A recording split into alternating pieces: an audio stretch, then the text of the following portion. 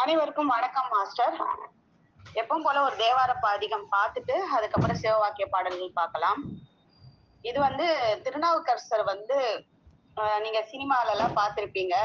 ஒரு பாம்பு குழந்தைய கொத்தி இருக்கும். அதுக்காக ஒரு பாட்டு பாடியிருப்பாரு. அது ஆக்சுவலா திருநாவுக்கரசருடைய அவரை ஒரு பெரிய குருஸ்தானத்துல வச்சு ஒரு அடியார் இருந்தாரு. அவரை பார்க்க போகும் பொழுது உணவு மதிய உணவுக்காக ஏற்பாடு செய்யும் பொழுது அந்த குழந்தைய பாம்பு கடிச்சிருக்கும். அது உங்களுக்கு எல்லாருக்கும் கதை தெரியும், நான் ரிப்பீட் பண்ணல. சோ அந்த பதிகம் பாடுறாரு எப்படின்னா, ஒன்று கொள்ளாம அவர் சிந்தை உயர்வரை ஒன்று கொள்ளாம் உயரும் மதி சூடுவர் ஒன்று கொள்ளாம் இடு வெண்டலை கையது ஒன்று கொள்ளாம் அவர் கூறுவதுதானே.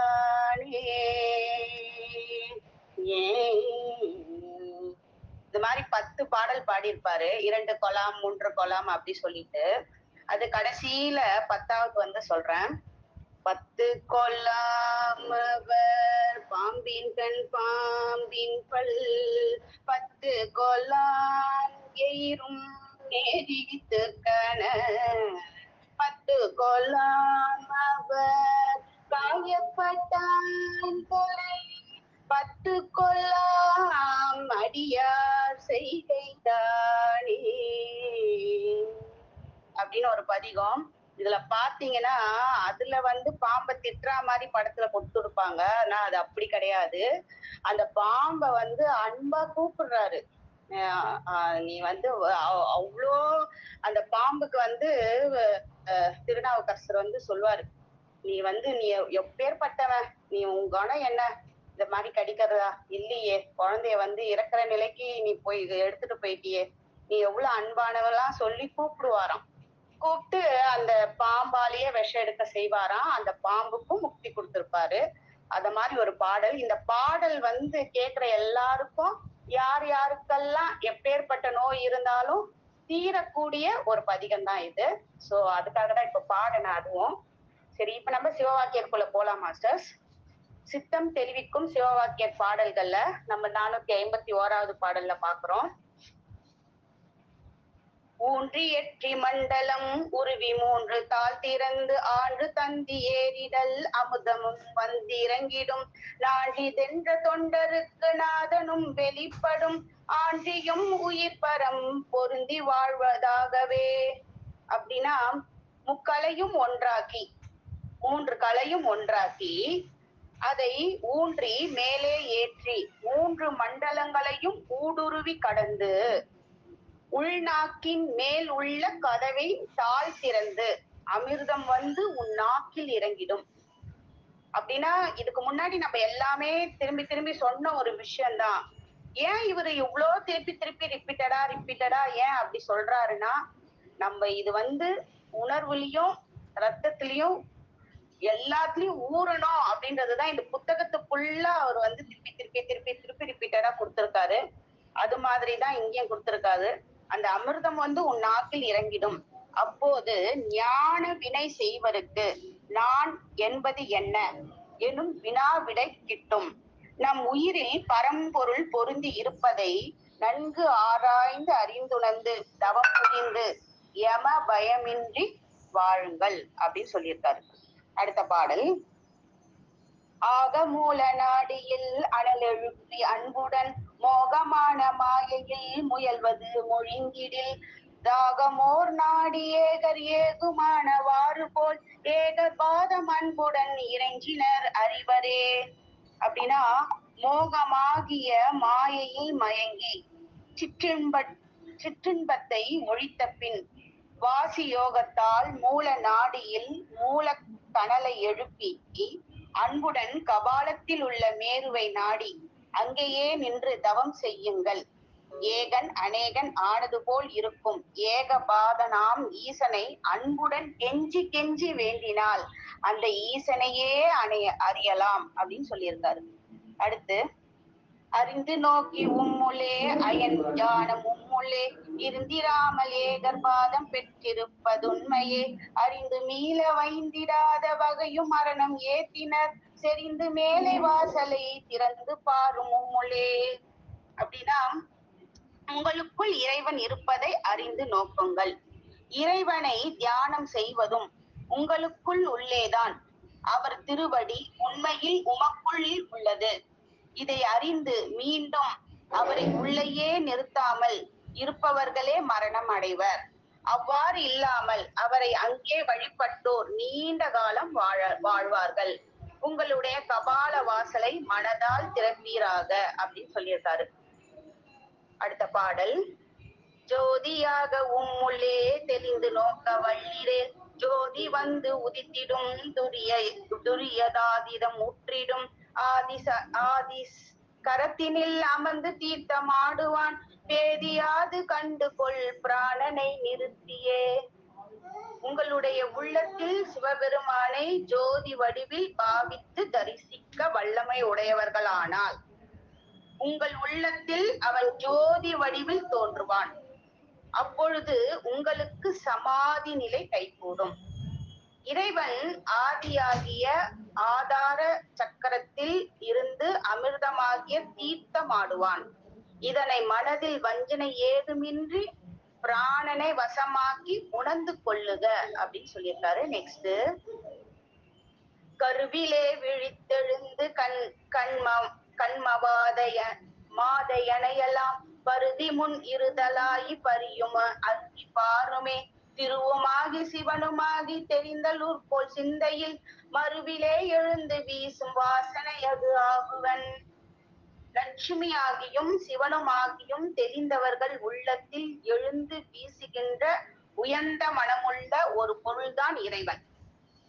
லட்சுமியாகியும் சிவனாகியும் தெரிந்தவர்கள் உள்ளத்தில் எழுந்து வீசுகின்ற உயர்ந்த மனமுள்ள ஒரு பொருள்தான் இறைவன்.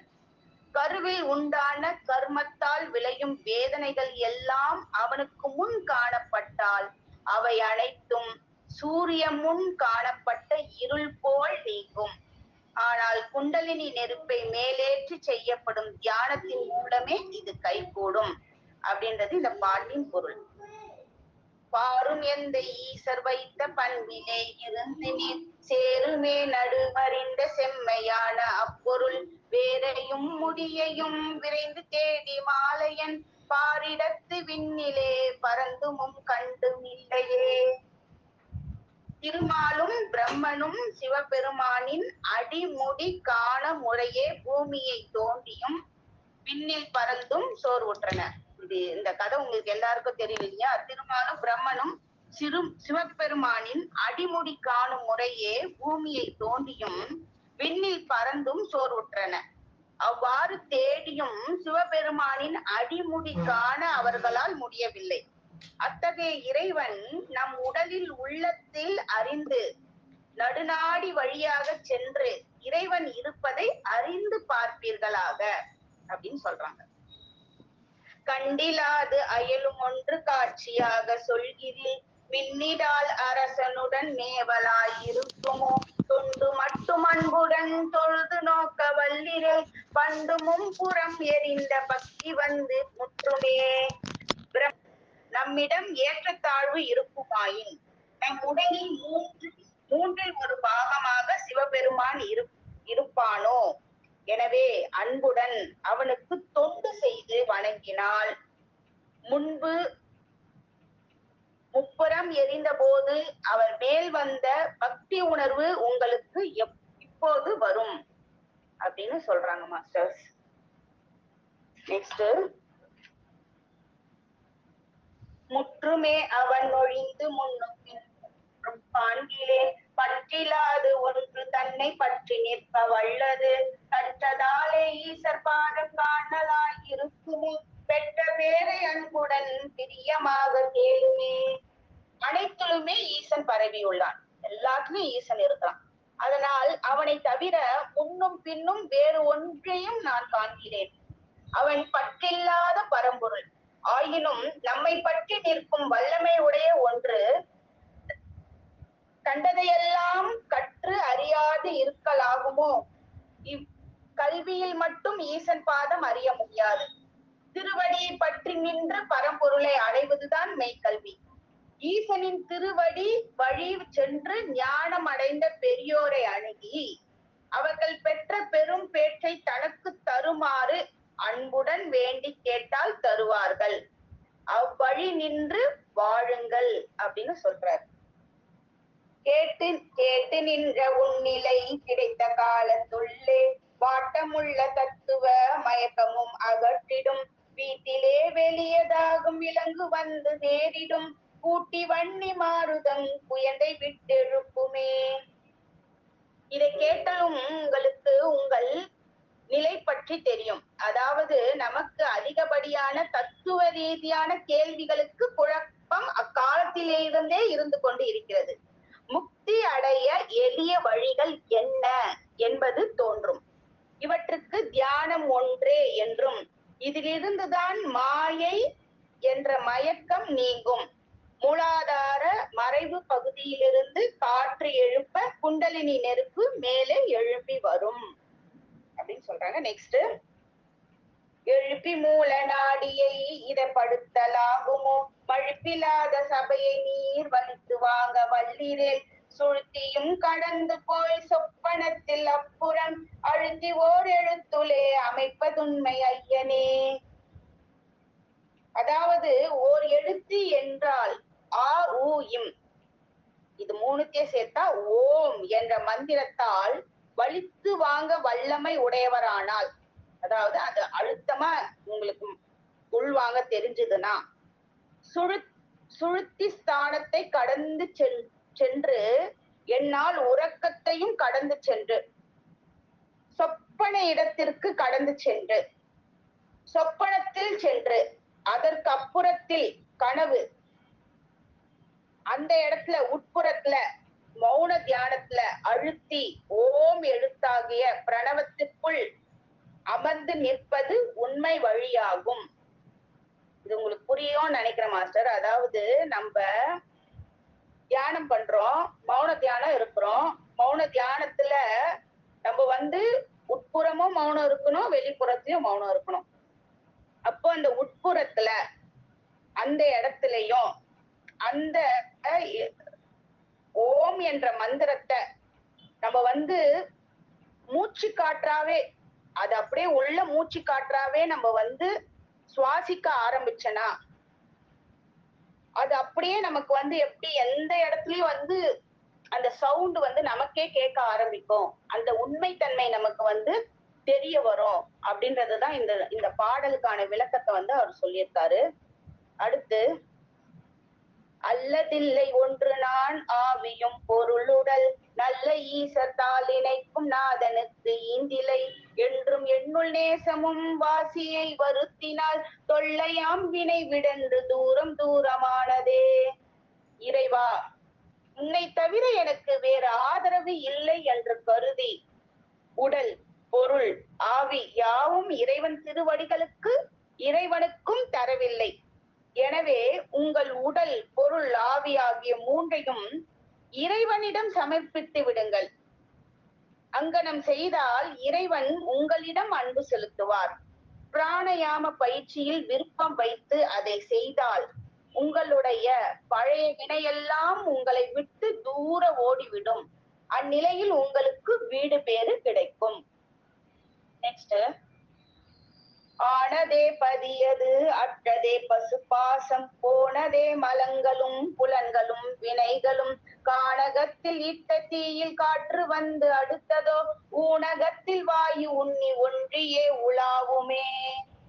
என்னுள் இறைவன் குடிக்கொண்டு இருப்பதை நான் தெரிந்து கொண்டதுமே என் ஆன்மாவின் தன்மையும் பாசமாகிய உடல் பற்றும் ஆணவம் கண்மம் மாயை ஆகிய மும்மலங்களும் புலன்களும் பழைய வினைகளும் என்னை விட்டு போய்விட்டன.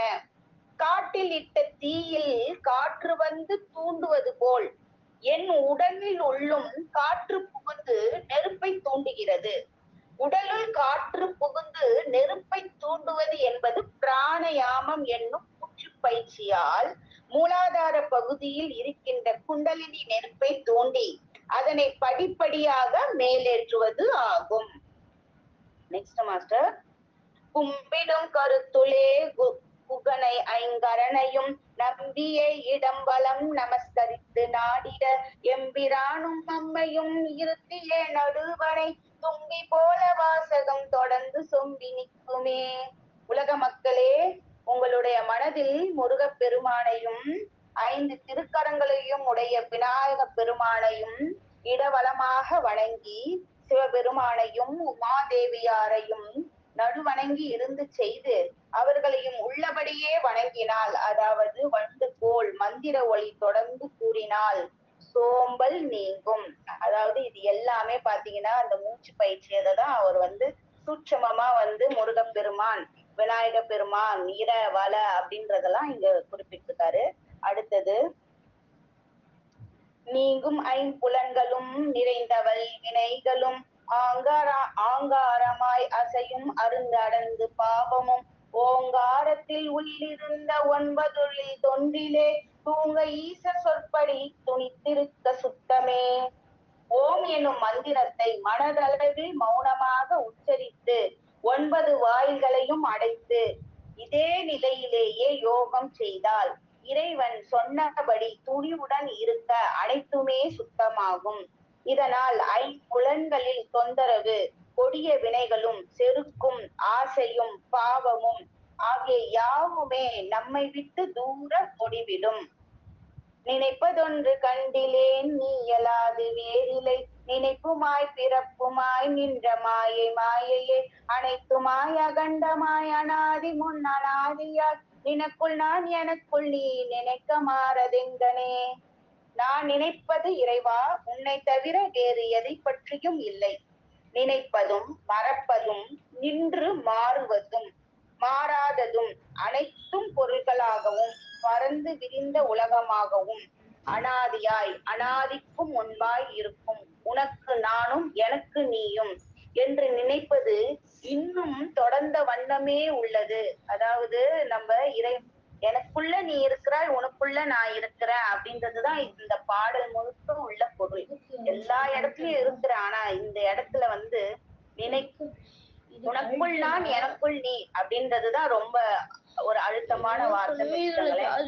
அடுத்து, கற்கலந்த காலமே கண்டு நின்ற காரணம் உருக்கலந்த போதலே உன்னை நான் உணர்ந்தது விரிக்கலன் மறக்கிலேன் வினைக்கு செய்த போதெல்லாம் உருகலந்து நின்ற போது நீயும் நானும் ஒன்றலோ.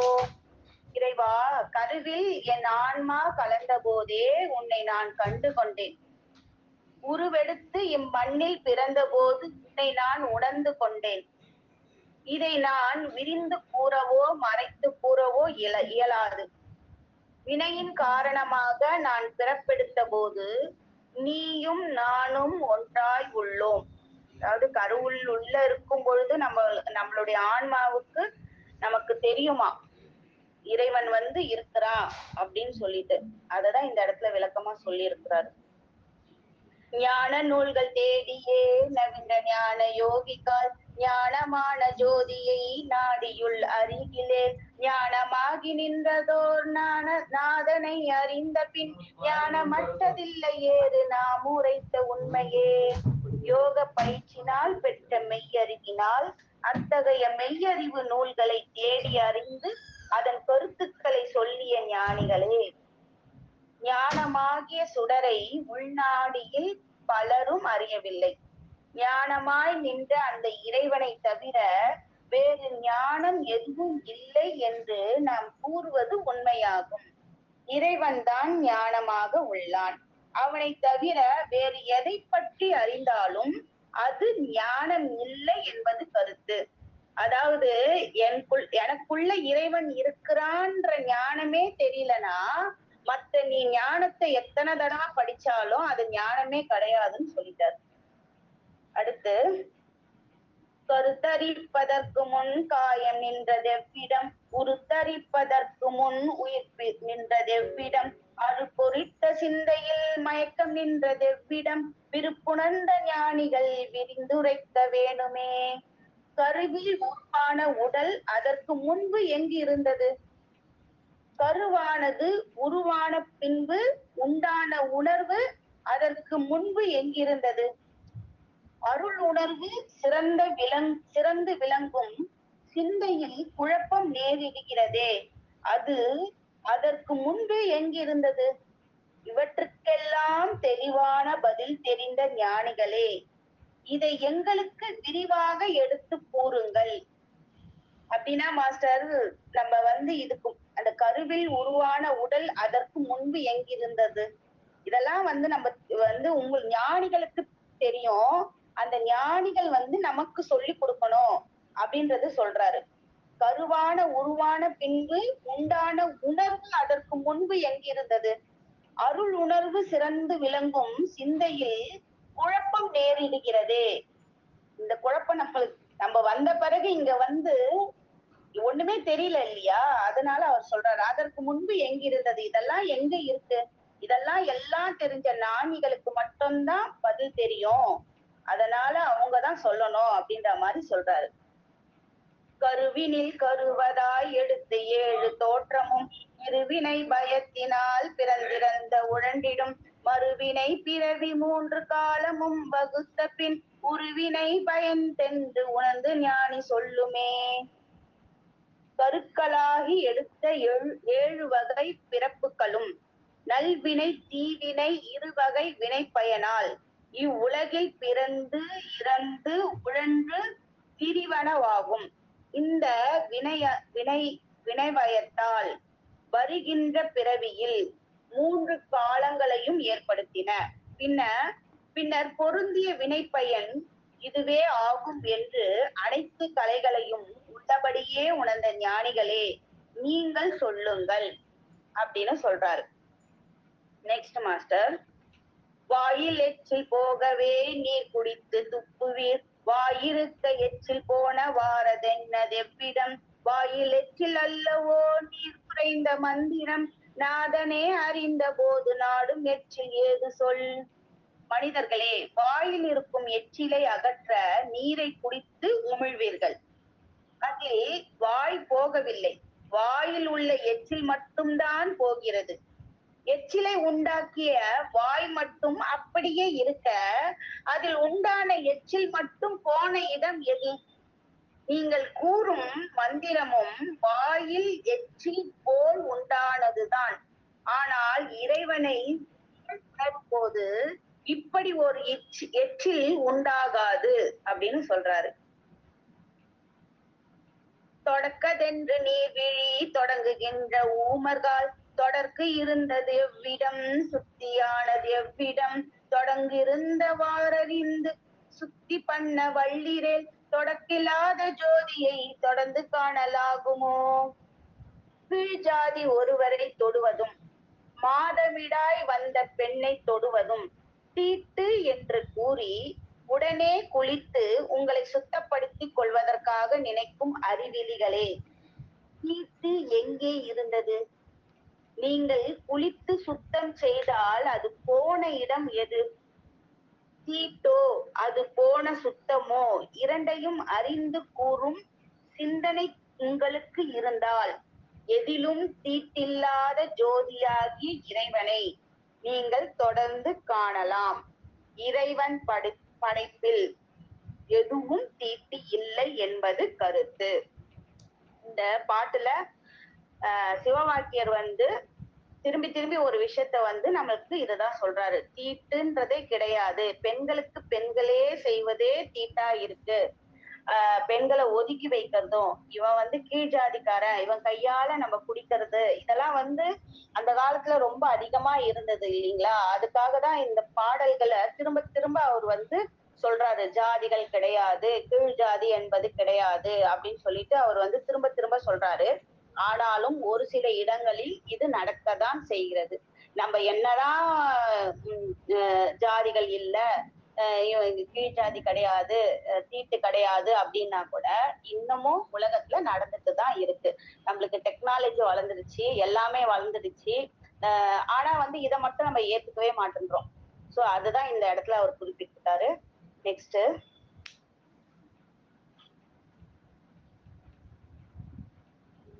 உறங்கிலேன் விழிக்கிலேன் உணர்வு சென்றொடுங்கிலேன் திரும்பிலேன் திகைக்கிலேன் சில திசைகள் எட்டிலேன் புறம்பும் உள்ளும் எங்கனம் பொதிந்திருந்த தேகமாய் நிறைந்திருந்த ஞானிகள் நினைப்பது இல்லையே. உறக்கத்திலும் விழித்திருக்கும் நிலையிலும் உணர்வு சென்று ஒடுங்கிய போதும் வேறு பணியில் ஈடுபட்ட போதும் திகைக்கும் போதும் வேறு திசையில் இருக்கும் சில ஊர்களுக்கு சென்ற போதும் தன் அகத்தும் புறத்தும் ஒரே மாதிரியாக உணர்வு கொண்ட ஞானிகள் இந்த வேதங்கள் நினைப்பதில்லை. ஞானிகளும் அனைத்தும் ஒன்றுதான் என்ற கருத்தை சிவவாக்கியர் இப்பாடல் மூலம் உணர்த்துகிறார். உங்களுக்கு விளக்கம் புரிஞ்சிருக்கும்னு நினைக்கிறேன். உறக்கத்திலும் விழித்திருக்கும் நிலையிலும் உணர்வு சென்று ஒடுங்கிய போதும் வேறு பணியில் ஈடுபட்ட போதும் திகைக்கும் போதும் வேறு திசையில் இருக்கும் சில ஊர்களுக்கு சென்ற போதும் தன் அகத்தும் புறத்தும் உள்ளேயும் வெளியேயும் ஒரே மாதிரியாக உணர்வு கொண்ட ஞானிகள் இந்த பேதங்களை நினைப்பதில்லை. ஞானிகளுக்கு அனைத்தும் ஒன்றுதான் அப்படின்னு சொல்றாரு. நெக்ஸ்ட், அங்கலிங்கம் பூண்டு நீர் அகண்ட பூஜை செய்கிறீர், அங்கலிங்கம் பூண்டு நீர் அமர்ந்திருந்த மார்பனே, எங்கும் ஓடி எங்கும் ஈடழித்தமாகிறீர், செங்கல் செம்புகள் எல்லாம் சிறந்து பார்க்கும் மூடரே. செங்கல் செம்பு கல் இவைகளால் செய்யப்பட்ட சுவாமி சிலைகளை அவற்றுள் சுவாமி இருப்பதாக எண்ணி அலையும் மூடர்களே, உங்கள் உடம்பே சிவலிங்கமாகும். அதை அறியாமல் பலவிதமான பூஜைகளை அந்த சிலைகளுக்கு செய்கிறீர்கள். உடம்பிலே இறைவன் இருக்க அவனை வெளியில் தேடி பல இடங்களில் ஓடி ஏன் மாய்கிறீர்கள்? ஞானிகளின் பார்வையில் வடிவ ஆராதனை, வடிவ வணக்கம் ஆகியவை மூட நிலைகள்தான் அப்படின்னு சொல்றாரு. அடுத்த பாடல், தொண்டு செய்து நீங்களும் சூழ ஓடி மாள்கிறீர், உண்டுழன்று நும்முள்ளே ஒன்றுணர்ந்து பார்க்கிறீர், வண்டு லாவு சோலை சூழ் வாழும் எங்கள் நாதனும் பண்டு போல நம்முள்ளே பகுந்திருப்பதீசனே. கீழ் செயல்களை செய்து இறுதியில் வீணே மாய்கிறீர்கள், வெறுமனே உண்டு உழன்று நிற்கிறீர்கள், உம்முள்ளே நீங்கள் உற்று உணர்ந்து பார்க்கவில்லை. அவ்வாறு நீங்கள் பார்த்தால் வண்டுகள் உலாவும் சோலைகள் உடைய இறைவன் முன்பு போல உங்களுள் இருப்பான். அப்படின்னா நம்மள திட்டாரு மாஸ்டர். நம்ம சோம்பேறியா இருக்கிறோம், சோம்பேறி தானெல்லாம் உள்ள வெளியே தள்ளி தூக்கி போட்டுட்டு நீங்க தியானம் பண்ணுங்க, தியானம் பண்ணீங்கன்னா நமக்குள்ள இருக்கிற இறைவனை காணலாம் அப்படின்னு சொல்லி சொல்றாரு. இந்த இடத்துல பண்டுனா முன்பு, ஆனா இறைவனை அப்படியே உள்ள இருக்கிறான். அப்போ நீ இந்த உலகத்துக்கு வர்றதுக்கு முன்னாடி எப்படி இறைவனை பாக்குறியோ அதே மாதிரி நீ பார்த்துட்டே இருக்கலாம் அப்படின்னு நம்மளெல்லாம் திட்டாரு மாஸ்டர்ஸ். நெக்ஸ்ட், பரமுனைக்கு எனக்கு வேறு பயமும் இல்லை பாறையோ, கரமுனைக்கு நிந்தமும் குவித்து திடல் கடமையாம், சிரமுறுக்கி அமுதளித்த சிருளாவும் நாதனே, உரமெனக்கு நீ அளித்து உண்மை உண்மை உண்மையே. அனைத்து தேவர்களுக்கும் தலைவனாகிய சிவபெருமானே, நீ இருக்க எனக்கு யாதொரு பயம் இல்லை. எனவே உன்னை நாள்தோறும் என் கைகளால் வணங்குவது என்னுடைய கடமையாகும். கபால உச்சியில் இருக்கும் சந்திர மண்டலத்திலிருந்து அமிர்தத்தை வெளிப்படுத்தி அருளிய சிறப்பு பொருந்திய தலைவனே, எனக்கு நீ பலமாய் இருப்பது உண்மையே. அதாவது நம்ம தியானம் பண்ணும் பொழுது வரக்கூடிய அமிர்தத்தை தான் இங்க அவர் சொல்றாரு. நெக்ஸ்ட் மாஸ்டர், என்னகத்தில் என்னை நான் எங்கும் ஓடி நாடினேன், என்னகத்தில் என்னை அன்றி ஏதும் ஒன்று கண்டிலேன், மின்னெழுப்பி விண்ணகத்தின் மின்னொடுங்க மாறுபோல் என்னகத்தில் ஈசனோடு யானும் அல்லதில்லையே. என்னுள் என்னை நான் தேடினேன், என்னுள் என்னை தவிர வேறு எதுவும் இல்லை என்று கண்டேன். மின்னல் தோன்றி வானில் மின்னலாகவே ஒடுங்குவது போல் எனக்குள் என்னோடு என் இறைவன் இருந்தான், வேறு ஒருவர் இல்லை அப்படின்னு சொல்றாரு. என்னுள் இந்த மின்னல் தோன்றி வானில் மின்னலாகவே ஒடுங்குவது போல, அது போல நம்மளுடைய உள்ளத்தில் இறைவன் நமக்குள்ளே ஒடுங்கி இருக்கிறான் அப்படின்னு சொல்றாரு. நெக்ஸ்ட், இடக்கண் பண்ணி சுத்தி செய்த இட்ட பீடை மதிலிலே அடங்கி நீரு பூசல் செய்து அருந்தவங்கள் பண்ணுவீர். ஒடுங்குகின்ற நாதனார் உச்சி ஞானம் எவ்விடம் அடங்குகின்ற தெவ்விடம் அறிந்து பூசை செய்யுமே. மக்களே, நீங்கள் நல்ல இடங்களை தேடி அவற்றை சுத்தம் செய்து ஒருங்கே திருநீரு பூசி அருமையாக தவம் செய்கிறீர்கள். ஆனால் ஆன்மா உதிக்கின்ற ஞானமானது எவ்விடம்? மீண்டும் அது மடங்குவது எவ்விடம்? இவைகளை உணர்ந்து நன்றாய் பூஜை செய்யுங்கள் சொல்றாரு. அப்படின்னா இதெல்லாம் உணர்ந்து தியானம் செய்யுங்கள் அப்படின்னு சொல்றாரு மாஸ்டர்ஸ். இதோட நம்ம முடிச்சுப்போம் மாஸ்டர்ஸ். இன்னும் ஒரு நெக்ஸ்ட் கிளாஸ் போல சிவவாக்கியரே முடிச்சு போயிடும் நினைக்கிறேன். Thank you masters.